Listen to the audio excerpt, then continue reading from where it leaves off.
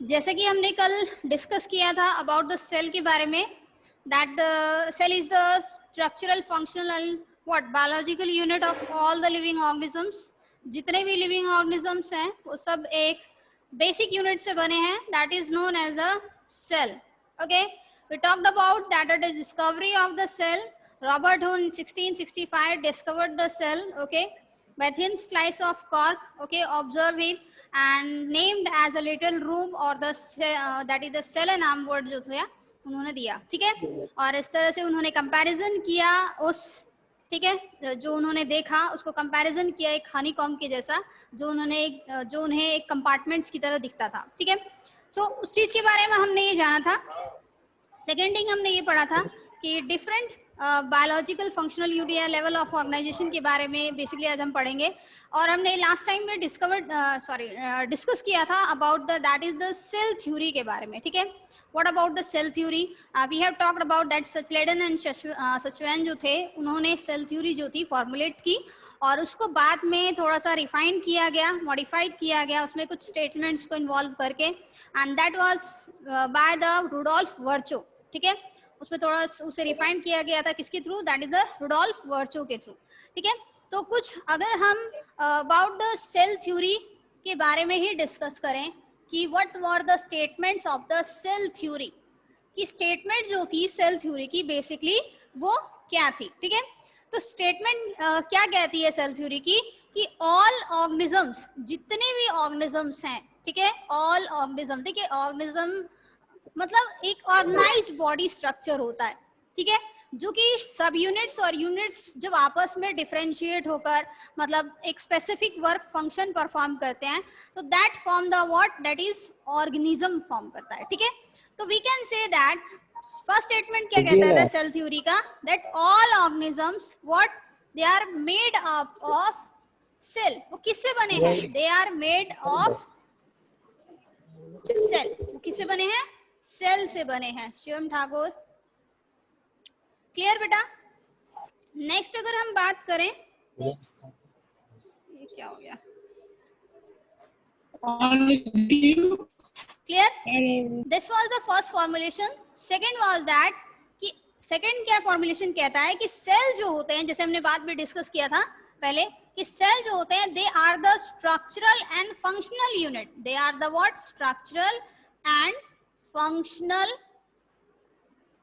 Unit of what, life, जो कि क्या है सारे लिविंग ऑर्गेनिज्म में, यानी लाइफ का जो स्ट्रक्चरल और फंक्शनल यूनिट है that is what known as the cell, ठीक है, जो कि क्या है बेटा, सेल है। Shivam Thakur, mute yourself. Okay, now the third formulation was, third formulation क्या था, जैसे कि हमने थर्ड फॉर्मुलेशन पढ़ा है, this one is every organism start its life from a single cell, कि सारे के सारे ऑर्गेनिज्म जो होते हैं वो एक सिंगल सेल से स्टार्ट होते हैं, मतलब जितने भी ऑर्गेनिज्म हैं, ठीक है, that develops from a single cell. मतलब एक अगर एग की बात कर ली जाए तो उस एग से वो एक सिंगल सेल है, ठीक है, that is a single cell. अगर आप एक एग की बात करें, ठीक है, तो वो एक क्या है, सिंगल सेल है, और उसी एक सिंगल सेल से क्या होता है, एक होल ऑर्गेनिज्म जो होता है वो डेवलप होता है, ठीक है, होल ऑर्गेनिज्म क्या होता है, डेवलप होता है। तो we can say that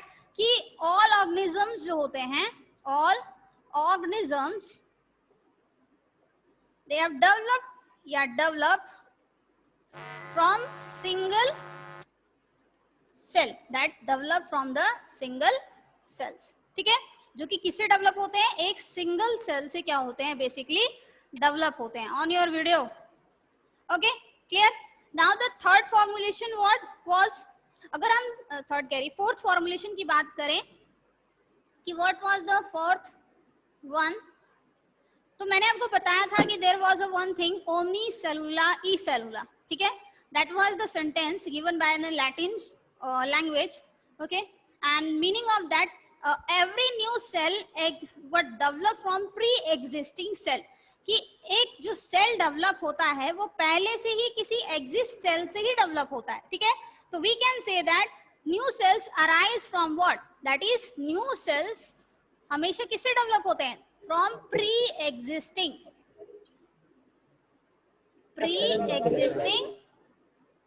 cells that develop from the pre-existing cells. ठीक है, सो कुछ पॉइंट्स थे किसके, सेल थ्योरी के, कि व्हाट वाज कि सारे ऑर्गेनिज्म जो होते हैं वो एक सिंपल बेसिक यूनिट से मिलके बने हैं, that is known as the cell.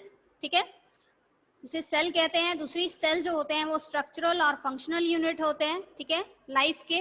दूसरी चीज, नेक्स्ट थिंग क्या था कि सारे ऑर्गेनिज्म जो होते हैं वो एक सिंगल सेल से ही डेवलप होते हैं. ठीक है, जितने भी ऑर्गेनिज्म डेवलप हुए हैं वो सब एक सिंगल सेल से ही बने हैं. और उसके बाद उनमें जो डिफरेंशिएशन आता है, मतलब एक कहा जाए कि एक स्पेसिफिक फंक्शन परफॉर्म करने के लिए, वो हम आगे बढ़ेंगे what is that level of organisation और डिफरेंशिएशन क्या है. ठीक है, तो that is develop from the single cell. And next one is कि न्यू सेल्स जो होते हैं वो किससे डेवलप होते हैं, फ्रॉम प्री एग्जिस्टिंग सेल्स. पहले से ही किसी एग्जिस्ट सेल से ही वो फॉर्म हुआ है. ठीक है, जैसे एग्जाम्पल के तौर पर अगर मैं बात करूं, लाइक अगर हम बैक्टीरिया की बात करते हैं, बैक्टीरिया का दैट इज न्यूक्लियस, वो क्या होता है, उसके अंदर धीरे धीरे क्या होता है कि उसका जो साइटोप्लाज्म होता है वो धीरे धीरे क्या होता है, कंस्ट्रक्शन बनाना स्टार्ट करता है इस तरह से. और फिर जब कंस्ट्रक्शन फॉर्म हो जाती है तो न्यूक्लियस भी डिवाइड हो जाता है इस तरह से. ठीक है, and then finally it divides into two. One, वो किस में डिवाइड हो जाता है, टू हिस्सों में बट जाता है. तो इसका मतलब क्या है कि जो उसके डॉटर सेल्स हैं वो किससे डेवलप हुए हैं, पहले से किसी एग्जिस्ट सेल से डेवलप हुए हैं. ठीक है, तो जितने ऑर्गेनिजम्स होते हैं वो सब एक सिंगल सेल से ही बने होते हैं.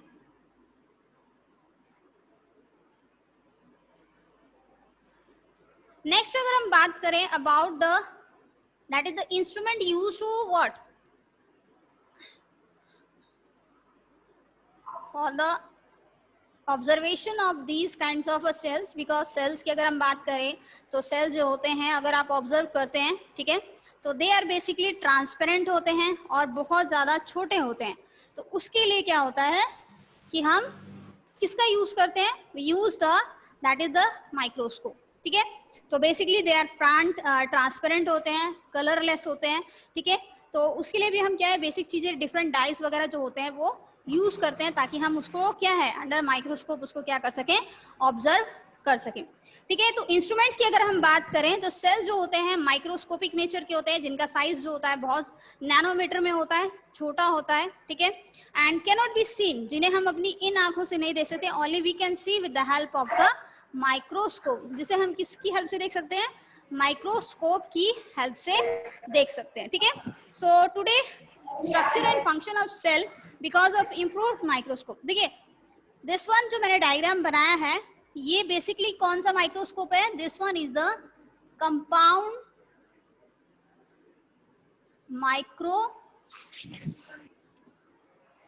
Okay microscope. This one is compound microscope. देखिए माइक्रोस्कोप अलग होते हैं, कुछ लाइट माइक्रोस्कोप होते हैं, कुछ कंपाउंड माइक्रोस्कोप होते हैं, कुछ इलेक्ट्रॉन माइक्रोस्कोप होते हैं. सबका मैग्निफिकेशन जो होता है वो क्या होता है, डिफरेंट होता है. ठीक है, कुछ में हम बहुत अच्छा तरीके से देख सकते हैं, मतलब उसकी लार्ज इमेज को अच्छे से देख सकते हैं. कुछ में ऐसा होता है कि हम उसके डिफरेंट पार्ट्स को अच्छे से समझ सकते हैं, देख सकते हैं. ठीक है, कंपाउंड माइक्रोस्कोप की बात की जाए तो कंपाउंड माइक्रोस्कोप जो होता है वो आपके लैब्स में देखने को मिलता है. ठीक है, बेसिकली. एंड अगर हम इसके डिस्कवर की बात करें, इट वाज इन्वेंटेड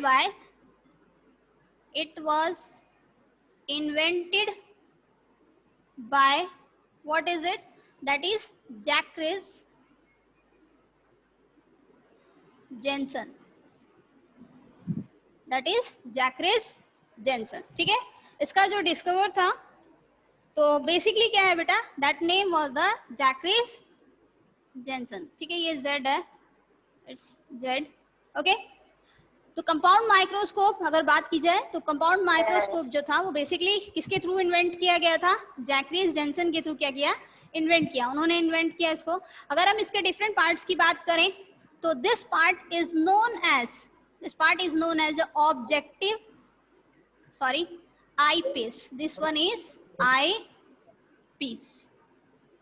इस पार्ट को हम क्या कहते हैं, आई पीस कहते हैं. ठीक है, this part is known as arm. Okay, this part is known as arm. Clear? This one is known as the coarse adjustment.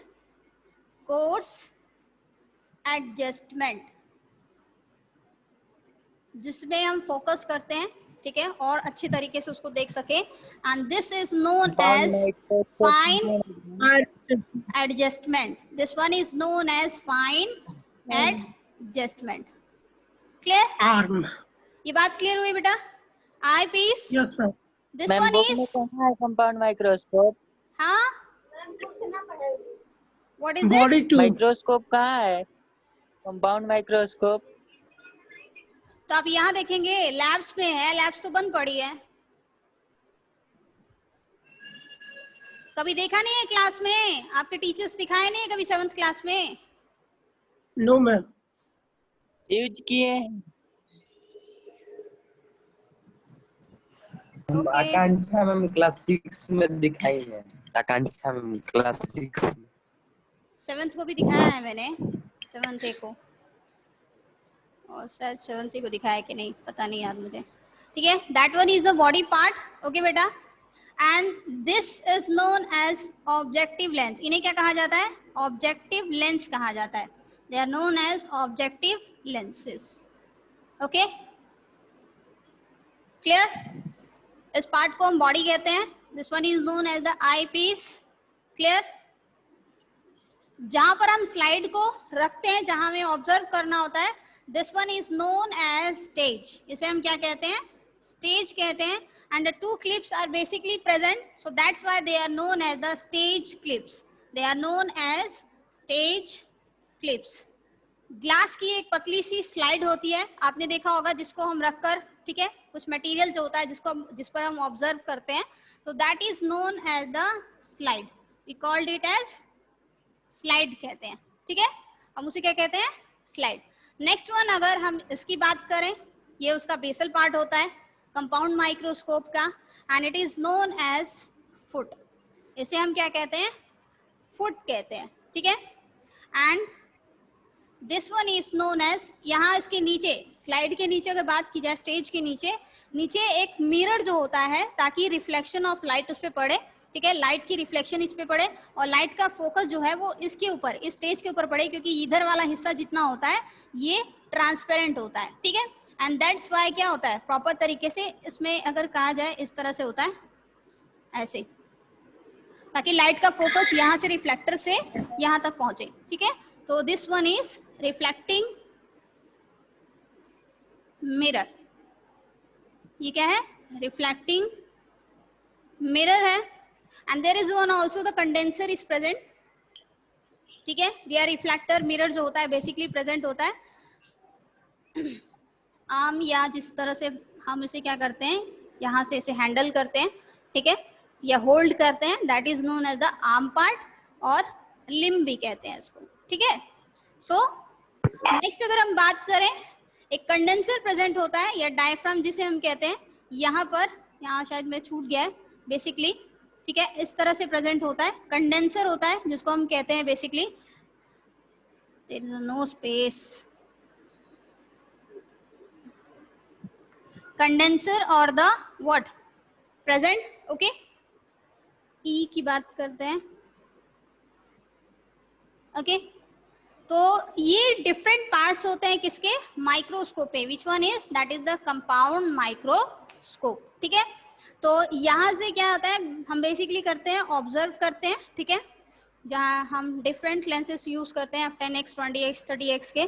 ठीक है, and then one is the eyepiece, जहाँ से हम हैंडल करते हैं। This one is the arm piece. Okay, coarse adjustment is present here, and this one is the fine adjustment. Okay, the basal part is known as the foot of the compound microscope. Clear? And this one is the stage part, where we basically put the what slide to for the observation.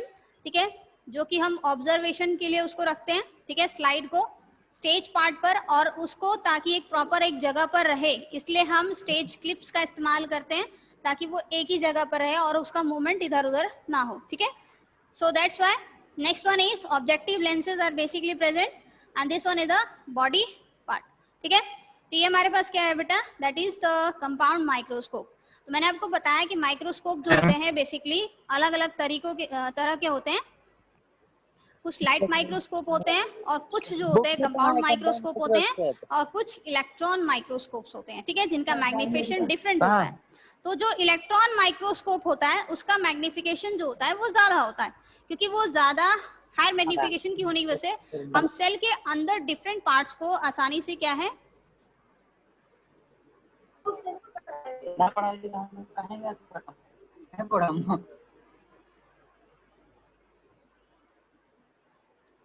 Clear. सो अगर electron microscope की बात करें, देखिए अगर हम compound microscope की बात करते हैं तो मैग्निफिकेशन पावर जो होती है वो कितनी होती है 100 to 500 टाइम्स जो होती है वो ज्यादा होती है, ठीक है। और इलेक्ट्रॉन माइक्रोस्कोप जो होता है उसकी हेल्प से क्या किया जाता है, क्योंकि बेसिकली रिसर्चेस वगैरह में या इंस्टीट्यूट्स वगैरह में बेसिकली प्रेजेंट्स होता है जहां साइंटिफिक रिसर्चेस वगैरह किए जाते हैं, तो इलेक्ट्रॉन माइक्रोस्कोप जो होता है वहां यूज होता है, ठीक है। और जो इसका इस्तेमाल है वो डिफरेंट इंटरनल स्ट्रक्चर्स को पढ़ने के लिए किया जाता है, ठीक है। क्योंकि हम अगर कंपाउंड माइक्रोस्कोप से सेल को अगर ऑब्जर्व करेंगे तो हमें सिर्फ उसका सिर्फ एक न्यूक्लियस या मेम्ब्रेन ही हमें दिखाई देगी या साइटोप्लाज्म ही दिखेगा, ठीक है, क्लियर।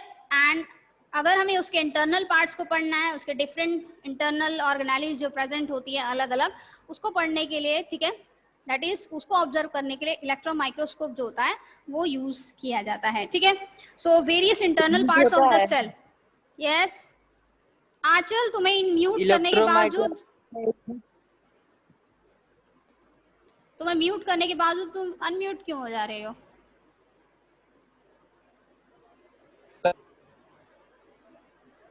क्लियर।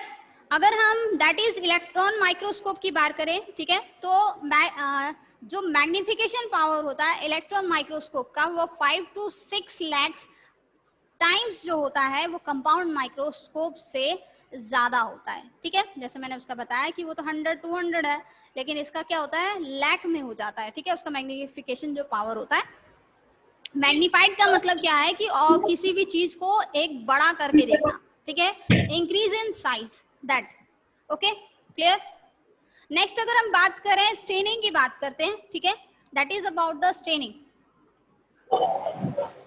देखिए अगर हम सिंपल सी बात करें, अगर आप एक दैट इज अनियन की बात कर लेते हैं, अनियन को अगर आप पील ऑफ करते हैं तो आपने पील ऑफ करने के बाद देखा होगा उसमें एक पतली सी जो झिल्ली होती है, ठीक है, थिन कहा जाए तो, ठीक है, दैट इज फॉर्म, वो निकलती है। तो उसको जब हम क्या करते हैं स्लाइड के ऊपर जब ऑब्जर्व करते हैं तो we see that kind of a pattern, हम इस तरह का पैटर्न देखते हैं।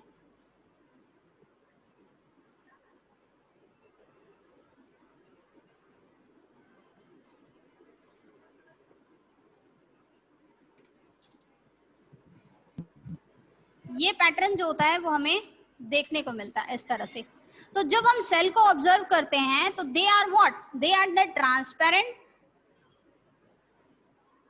And what colourless, they are transparent and colourless, ठीक है। जो सेल होते हैं वो जनरली क्या होते हैं ट्रांसपेरेंट होते हैं और कलरलेस होते हैं। तो उसकी वजह से क्या होता है हम उन्हें क्या करते हैं स्टेन करते हैं, basically what we do the staining, मतलब we use the different dye, हम उसको क्या करते हैं उसमें डिफरेंट डाइज का इस्तेमाल करते हैं ताकि हम उसके डिफरेंट पार्ट्स को अच्छे तरीके से ऑब्जर्व कर सकें, ठीक है।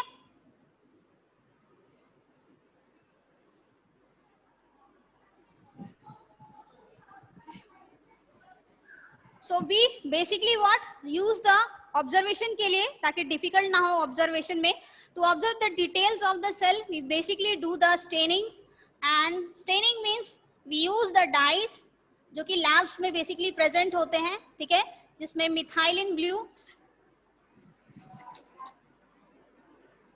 इओसिन, ओके, मिथाइलिन ब्लू जो होता है या प्रेजेंट रहता है safranin, crystal violet, सैफ्रनिन,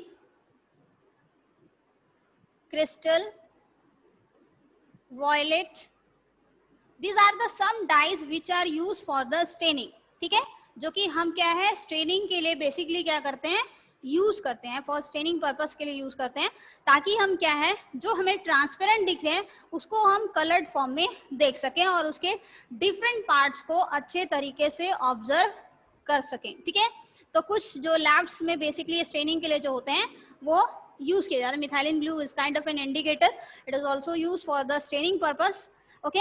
and eosin, safranin और क्रिस्टल वॉलेट जो होते हैं वो यूज किए जाते हैं, एक डाई के फॉर्म में होते हैं. ठीक है. नेक्स्ट अगर बात करते हैं that is unicellular and the multi cellular. ठीक है. सो इसके बारे में शायद हम सेकंड चैप्टर में भी पढ़ चुके हैं about the unicellular and the multicellular organisms. First one is unicellular organisms.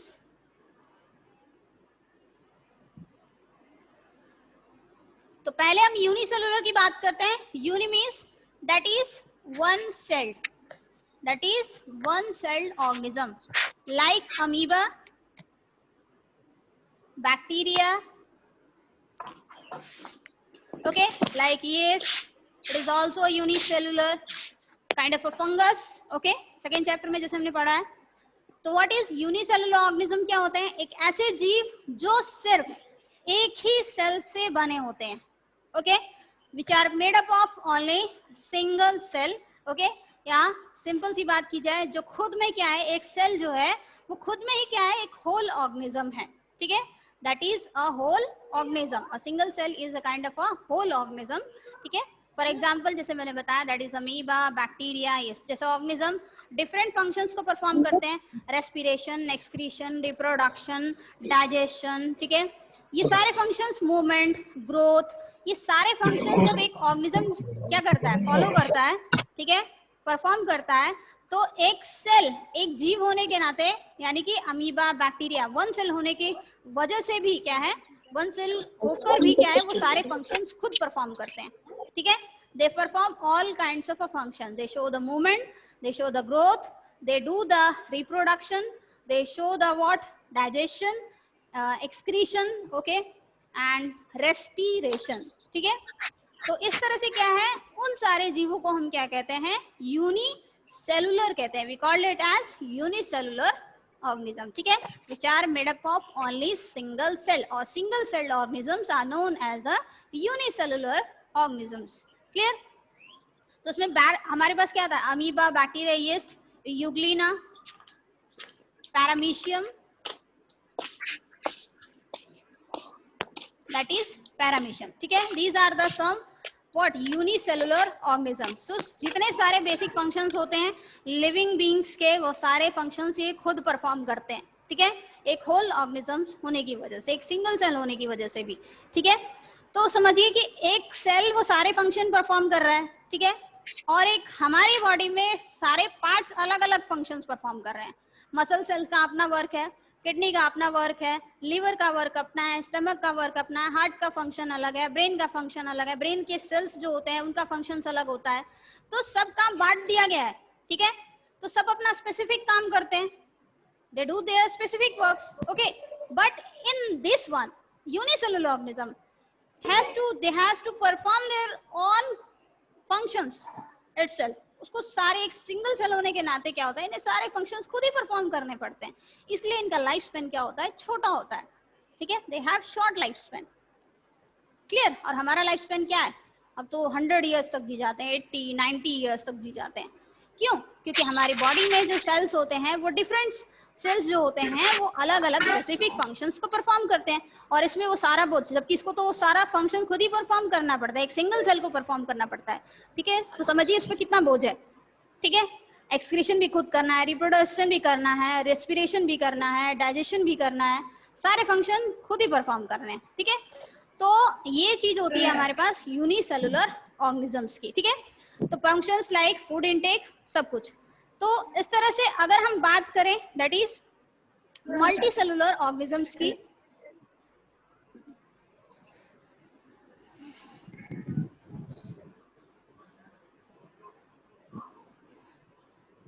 ये क्लियर हुआ सबको? Multi yes ma'am. Cellular organisms. Yes. Okay. Now next one is multicellular organisms. Okay बेटा, multi means that is many, okay, and that is cell, okay. many celled organisms मतलब हम plants, animals, ये सब के सब क्या है, मल्टी सेलुलर है। हम एक सेल से नहीं बने, हम बहुत सारे मिलियंस ऑफ सेल से फॉर्म्ड हैं, ठीक है। तो the organism which are made up of many cells, यानी ऐसे ऑर्गेनिजम्स बहुत सारे जो सेल से मिलकर बने होते हैं, उन्हें हम क्या कहते हैं, मल्टी सेलुलर ऑर्गेनिजम्स कहते हैं। क्लियर? सो व्हाट इज, जैसे कि हमारे पास क्या है, all plants, animals, women, okay, all plants and animals, clear, they are what, multicellular। अगर आप इंसेक्ट की बात करें, ट्रीज की बात करें, ग्रासेस की बात करें, काउस की बात करें, बर्ड्स की बात करें, ये सब क्या है बेटा, मल्टी सेलुलर ऑर्गेनिजम्स हैं, ठीक है। तो जो मैनी सेल्ड से फॉर्म है, they are the multicellular organism. सारे मल्टी सेलुलर ऑर्गेनिज्म जो होते हैं वो अपना लाइफ एक सिंगल सेल से स्टार्ट करते हैं, ठीक है। बात क्लियर हुई? They develop from a single cell. अब कैसे एग्जांपल दूं, एक देखिए, एक सिंपल सी अगर एग की बात करते हैं, ठीक है, egg is a what, a single cell, okay. Egg क्या है, सिंगल सेल है, बात समझ आ रही है। और फिर जब उसको क्या होता है, हैन जो होती है काफी दिनों तक वार्म करने के बाद, वार्म करती है, तो उसके बाद उसमें चिक जो होता है, जो डेवलप होता है, वो क्या होता है, मल्टी सेलुलर होता है। मतलब उसके अंदर धीरे धीरे डिफरेंशिएशन होने लगती है, बॉडी जो होती है वो स्ट्रक्चर होने लगती है, फॉर्म होने लगती है। तो इस तरह से जो ऑर्गेनिज्म है, मल्टी सेलुलर ऑर्गेनिज्म जो होते हैं, वो किससे डेवलप होते हैं, that develops from a single cell. एक एग्जांपल प्लांट्स में समझिए, ठीक है। प्लांट्स में जब फ्लावरिंग होती है, ठीक है, तो फ्लावर के जो फीमेल पार्ट होता है, ठीक है, female, that is the pistil part, that contains the eggs, ठीक है, उसमें eggs present होते हैं। we can't see that thing, okay, and आपने ओव्यूल्स देखे होंगे, वो तो बाद में फर्टिलाइजेशन के बाद फॉर्म होता है, ठीक है। that contains the egg, ठीक है, and what is it, after fertilization के बाद होता है, that develops into, ठीक है, सीड में डेवलप होना वो स्टार्ट हो जाते हैं, और फिर वही सीड जो होती है एक फाइनली फुल ग्रोन प्लांट से ट्री में डेवलप होती है। तो that is into the multi cellular. तो कह सकते हैं कि जितने भी मल्टी सेलुलर ऑर्गेनिजम्स हैं, they develop from the single cell, okay, that is develop from the single cell. So egg fertilise and multiply, okay, जैसे एग फर्टिलाइज होता है और फिर वो मल्टीप्लाई करता है और इस तरह से नंबर ऑफ सेल्स डेवलप होते हैं, ठीक है, तो एक फुल ग्रोन ऑर्गेनिज्म में वो डेवलप हो जाता है, ठीक है, दैट डेव। तो this is what, that is the differentiation, और we can say division of labour. Shweta Singh, Anchal, कुछ बोल रही थी मैंने,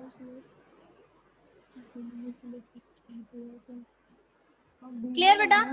सो that is because of division of labour, यानी काम का बंटवारा हो जाता है, ठीक है। तो सबको काम, स्पेसिफिक काम जो होता है, स्पेसिफिक वर्क जो होता है वो डिस्ट्रीब्यूट कर दिया जाता है। कुछ का स्पेसिफिक वर्क जो होता है आई का फॉर्मेशन में होगा, कुछ का स्पेसिफिक वर्क जो होगा वो हैंड्स या लेग्स के फॉर्मेशन में होगा ड्यूरिंग द मतलब फॉर्मेशन ऑफ अ बेबी, या फिर दैट इज द चिक, जैसे एग से मैंने बात की चिक की डेवलपमेंट की, ठीक है। तो सबका वर्क फंक्शन जो होता है वो अलग अलग हो जाता है, सब अपना अपना स्पेसिफिक फंक्शन जो होते हैं वो परफॉर्म करने लगते हैं। हमारी बॉडी में काइंड्स ऑफ सेल्स होते हैं, ठीक है, तो वो काइंड्स ऑफ सेल्स हम बाद में बात करेंगे, स्टेम सेल्स की बात करेंगे, जर्म सेल्स क्या होते हैं, ये सब हम चीजें बाद में बात करेंगे, ठीक है। तो there is a division of labour, okay, मतलब there is a division of the work, okay, so that's they perform the specific functions for the different parts, okay, so that is, it means different functions madam perform. Video नहीं आ रहा है, What is it? Video नहीं आ रहा है, आ रहा है ma'am, आ रहा है। टेरिस पे चढ़ जाओ, कौन था ये? पुनीत सिंह, क्लियर है बेटा? सो लाइक ब्लड का वर्क जो होता है ऑक्सीजन को कैरी करके डिफरेंट पार्ट्स तक लेकर जाना, सेल्स तक। Yes. और ब्लड का काम ही क्या है, दैट इज व्हाट, जो फूड एब्जॉर्ब हो गया है उसको डिफरेंट सेल्स तक लेके जाना ताकि उसको स्टोर किया जा सके। स्टमक का वर्क अलग है for the digestion of the food, ठीक है, क्लियर। स्टमक का वर्क अलग है, Yes. It means. Yes, ma'am. And heart का फंक्शन अलग है, कॉन्ट्रैक्शन एंड रिलैक्शन, मतलब वो पंपिंग करता है, किसकी, ब्लड की पंपिंग करता है ताकि वो डिफरेंट पार्ट्स तक ब्लड को भेज सके, ठीक है। लंग्स का फंक्शन अलग है। तो there is what, due to the division of labour, वो किसकी वजह से है, डिवीजन ऑफ लेबर की वजह से। Shivam Kumar, why are you laughing?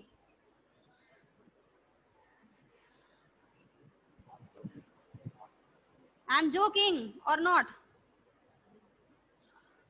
तुम्हें अगर बात करनी है अपने पड़ोसी से तो तुम हट जाओ, मत पढ़ो।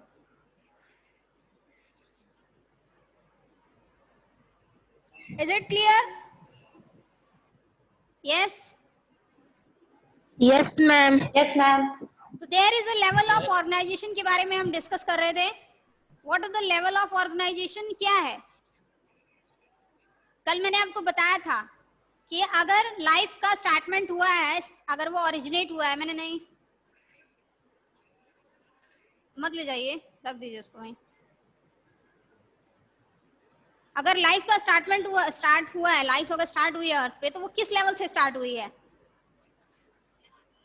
यस। कल मैंने बताया था, Ma'am, cell. और उससे पहले भी बताया था।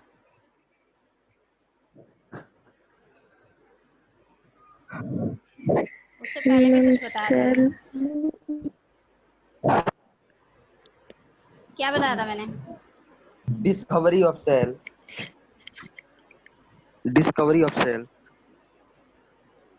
यशवंत, तुम्हें नहीं आता तो तुम बोला ही मत करो। और कुछ आता है किसी को? मैंने तुम्हें बताया था कि there is atomic level of organisation. पहले एटम लेवल पे था, फिर मॉलिक्यूलर लेवल पे फॉर्म हुआ, फिर उसके बाद सेल हुआ, और सेल के बाद टिश्यू, उसके बाद Tissue. Ma'am, tissues, organs, organism. Organ से डायरेक्ट ऑर्गेनिज्म। हमारी बॉडी में कोई सिस्टम Organ नहीं है, system. हमारी Ma'am, बॉडी में कोई सिस्टम है ना? organ system. कौन कौन से सिस्टम है जरा बताओ, गिनाओ मुझे। Yes, how many ma'am. Systems are present in your body?